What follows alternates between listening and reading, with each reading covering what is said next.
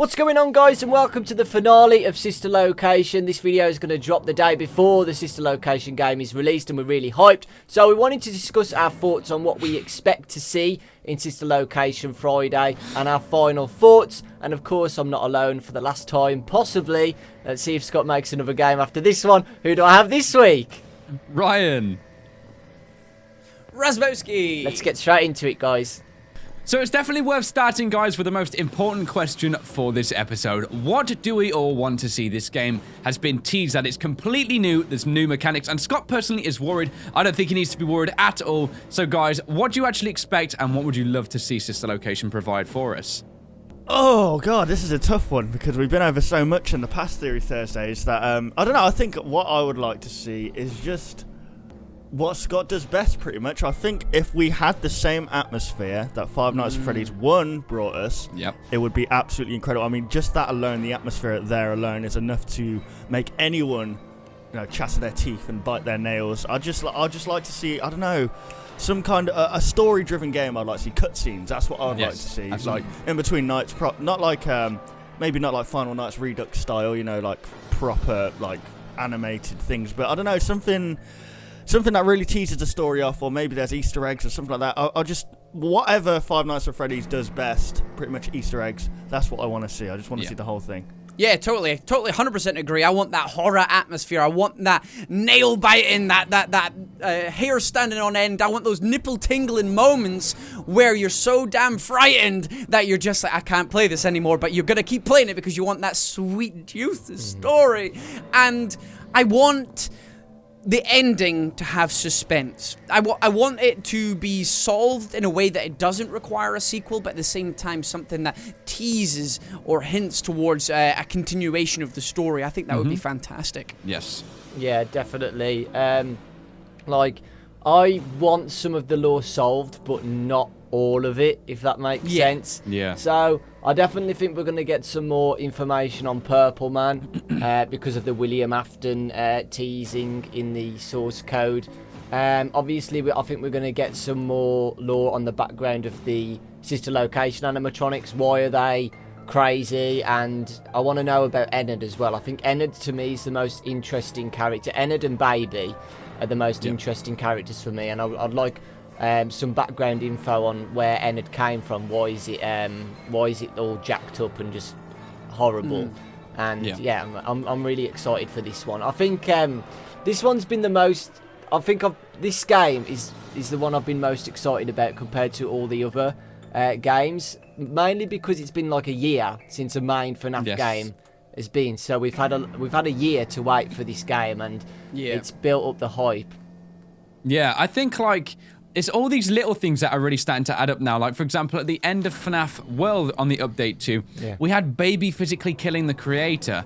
And this doesn't really make sense why this would happen. I think it's some form of hint as to maybe what happened to these characters in the past in a very vague way. We don't understand entirely what that was meant to mean. And I think what I really want to see from this is what Scott's done with the other ones as well. It's just like when the story is given to us over the phone calls, it's always a one-sided story. And I want to find those Easter eggs. I want to find maybe clickable, maybe like we could get these certain items that if we click on them, we might get a flashback with some echoes. Maybe we might hear some sound effects that will kind of bring a different side of the story in. Maybe we'll learn what happened to make these animatronics go wrong, or the moment they went wrong and the reactions of the people and just the staff, maybe of the children. I think this time round we're going to be getting a lot more cutscenes as well, which is going to direct us along a much more set path, I'd say, to the story, but still those Easter eggs that Scott has always included in every single game. I mean, it's just so obvious that there's going to be more of those again, and that will do nothing but expand on the bigger picture. So even if on the surface the Sister Location appears to be completely explained through the cutscenes, through the story, and we know the fates of maybe the characters towards the end, there might be some small Easter eggs. For example, we still don't know who this entrepreneur was. We never really got too much backstory besides a brief kind of look at the gas leaks, what happened, the fact that this guy was responsible or put some money into this. And it's just all these things. Like, why were these characters wheeled off to begin with things over their faces? Where did they get taken to? And really, what did the establishment look like before things went wrong? Yeah.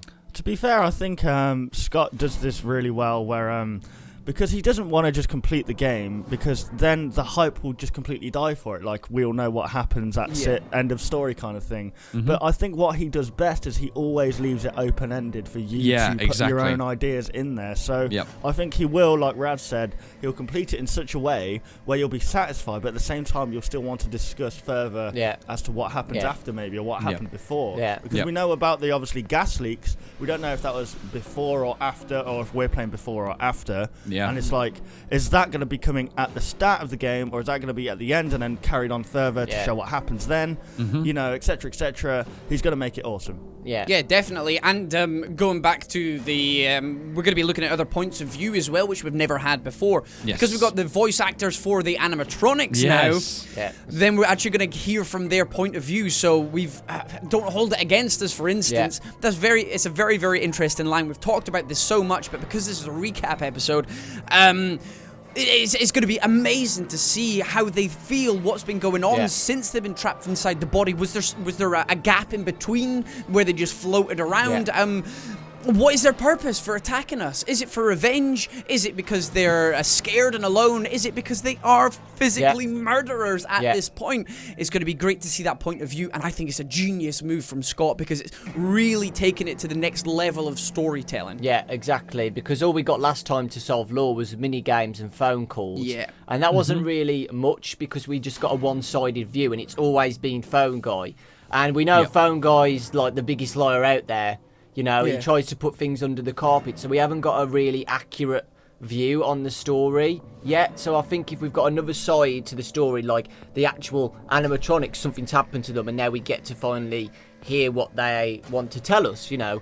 I think that's going to give us a two-sided view, because I think there's going to be a Phone Guy in this, like a helper, but I think it's going to be like two sides where they're just going to like battle each other, if that makes sense, with story law. Absolutely, yeah. So it's not all kind of a one-way path thing. We're going to have these different routes coming in, yeah. So next we're going to be discussing our hopes for the storyline and potential ending. How do you want it to end off, guys? Do you have any thoughts and feelings on it, or how do you think the story might go? Like exactly what we just discussed about two different sides. I think there's going to be possibly two endings, a good ending or a bad ending.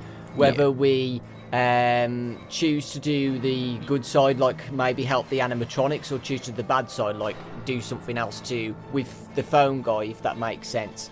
And I think there's going to be two different endings, possibly a secret ending, kind of like FNAF 3, where we had to do tasks to get the good ending, or if we did nothing, we just get the bad ending, if that makes sense. So I got you.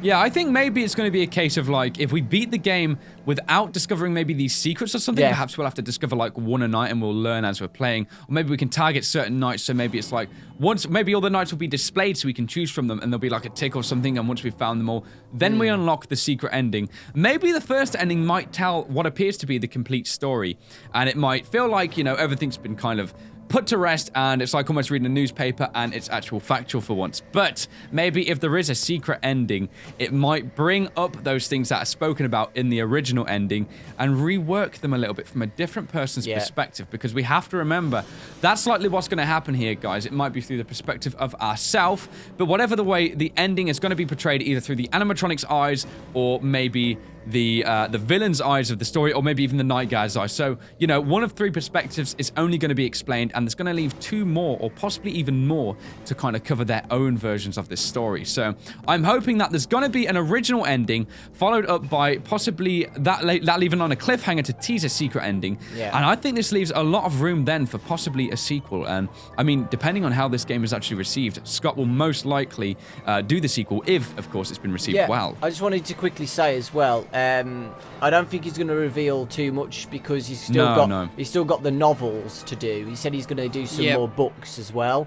And if we already know the story, then what's the point of reading the books if we know what's going to happen, if that makes sense? Yeah, exactly. Well, then again, he did say like it was in an alternate universe in the other book, so he could do the same thing. True. I reckon the book could be sister location, but in an alternate universe. Probably, very true. Like but no, for me personally, I hope that it engages with my emotions, because FNAF 4 was very emotional near the ending. Like, you know, you could see the emotions coming out the brother, how sad he was for doing this to his brother, and like the fact that he pretty much died, and I don't know. I think that I just want to end the game and maybe a blank screen. I just want to be sat there for like 2 minutes in silence, like, wow, that was it. That's all I want, really. Yeah. That's all I. Well, you have to think as well, like, in FNAF 4 as well, it was night 6, 7, and I'm not sure if there was anything on the 20 mode, or the Nightmare mode. I can't remember what exactly it was called, but you could have ended and stopped at night 5, for example, and that would have been it. All you'd have seen was the Bite of 87, or whatever it might be called, guys, okay? Might not be the Bite of 87, but it would have just ended there, and you'd have been like, okay, so that explains that. But then we get the remorse, the different side of the story, and we see a big twist, I guess, almost like a plot twist, and you start seeing more emotions being pulled into this one and more characters. Yeah, it just shows how good at storytelling he is for us to play a game that is so scary, yet at the ending of it, you have that satisfaction of one beating it, but then you have the satisfaction of the story as well, and then there's enough mystery left in it that we're going to be discussing about it for years to come. Like, the game happened a year ago, and people still don't know the real story. Yeah. Like, when MatPat put out his theory and everything, Scott said some parts were right, but some parts were wrong. But which parts? Yeah, That's the thing. Nobody knows, and that's what is great storytelling on Scott's part, is that he has solved the story. It's all in there, but we still need more pieces. So it'd be interesting to see if Scott adds in any extra pieces to the sister location that might help us solve the overall story. There might be something left in there, because we apparently have potentially William Afton in this game. That was teased way ago now, so maybe knowing more about William himself, who we suspect to be Purple Guy from the novels, maybe tying them in together will help us solve the rest of the storyline, or maybe the sister location is just going to be a completely different side of things. It's going to be very interesting, and honestly, as long as it's a good story, I don't care. As long as it's a good story, I don't care if it solves anything or if it adds more mystery in there. As long as I'm engaged, as long as I'm satisfied by the end of it, then Scott's done a good job. One point that I did want to bring up was the ending, how Ryan and Dawko were talking about maybe multiple endings and stuff. It would be great if you got to pick a side. I think Dawko was touching on this. Yeah. It would be great if you had the opportunity to maybe just in your first run, you just escape. It's purely just escaping, but going back through it the second time, maybe you pick up enough information to maybe persuade some of the other characters, whether it's Baby Ennard or that you can help them out. Maybe you can free these characters, kind of like Five Nights at Freddy's 3, but in a different sense, because we're going to actually get interaction with the characters.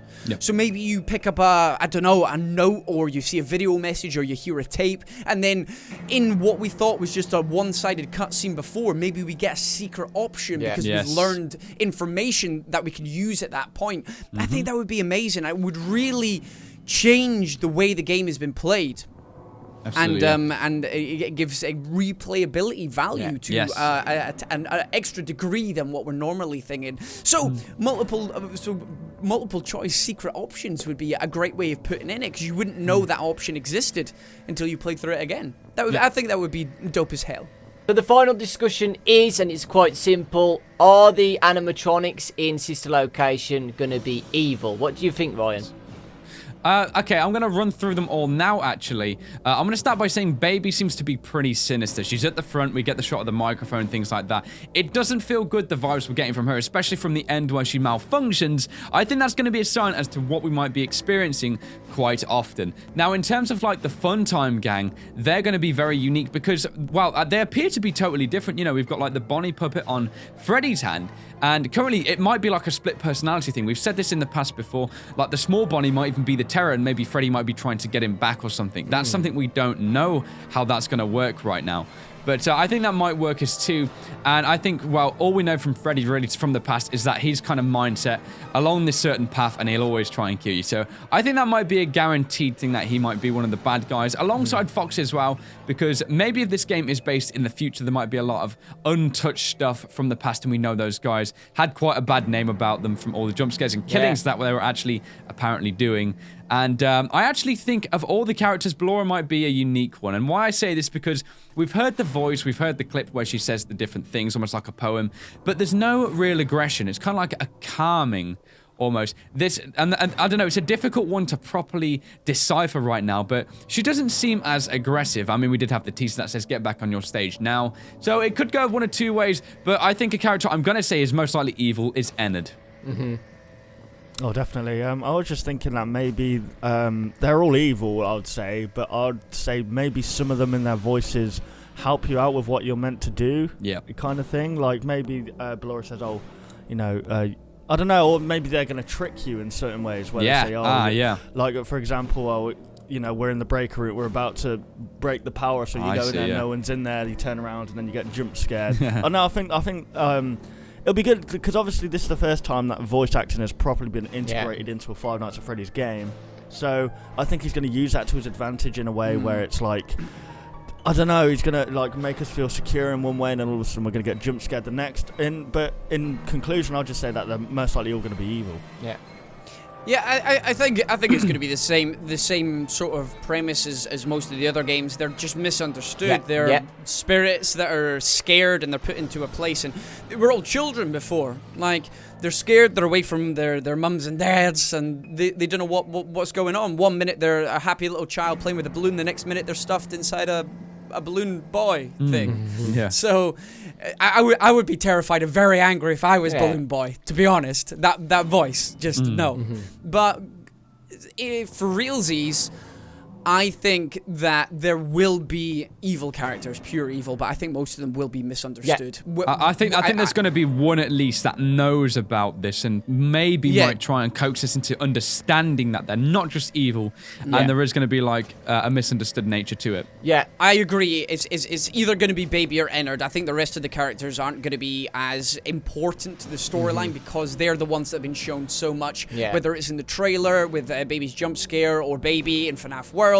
Or Ennard, we've talked about it so much. He's really significant because he's had so much spotlight in the build-up to this game. Yeah, I think they're all going to be misunderstood, even Ennard. I think Ennard's got obviously he's got a reason why he's so angry.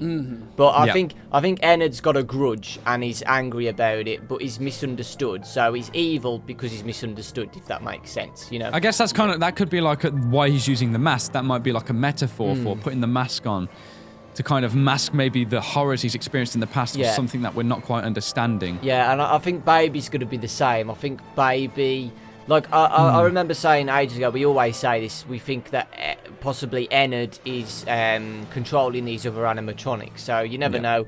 Maybe all the animatronics apart from Baby and Ennard are misunderstood and controlled by them, so that it's not their fault. Don't hold it against us. There must be a reason why they're doing this. Yeah, that's very true, yeah. Well, there you go, guys. That was this week's finale of Theory Thursday. Hopefully you guys have enjoyed this episode and the previous ones as well. I don't know how many we've done, but we've done quite a lot, and it's been a really nice ride. We've all enjoyed giving you our thoughts on Sister Location, but now it's time. Tomorrow, Sister Location is out. Hopefully you guys enjoy the game. If you guys want to check us out playing it, we're all going to play it, and Ryan's and other Ryan's separate channels are going to be playing it as well. Their links to their channels will be in the description down below. And we'll see you all then for Sister Location tomorrow. Bye! Bye, guys.